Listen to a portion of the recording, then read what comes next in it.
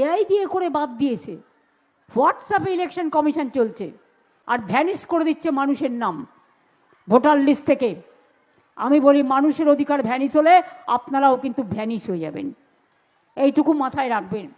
সবাই নিজের নামটা দয়া করে তুলবেন, তাতে একটু কষ্ট হলে হবে, কিন্তু নিজের অধিকার রক্ষার লড়াই এটা, এ লড়াই বাঁচার লড়াই, এ লড়াই বাঁচতে হবে।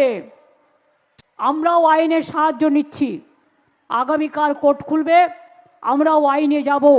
এত মানুষের মৃত্যু, এত মানুষকে যেভাবে হ্যারাস করেছে তার বিরুদ্ধে, এবং প্রয়োজন পড়লে আমি নিজেও পারমিশন চাইব, দরকার হলে আমিও সুপ্রিম কোর্টে গিয়ে মানুষের হয়ে আমি প্লিড করব, আমি মানুষের হয়ে কথা বলবো।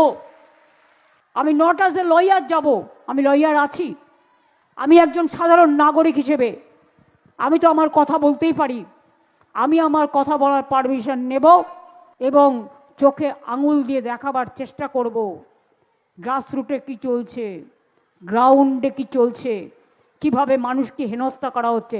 যতই চেষ্টা করে বিজেপি, মিলবে না কো জিলিপি, যতই চেষ্টা করে বিজেপি, মিলবে না কো জিলিপি।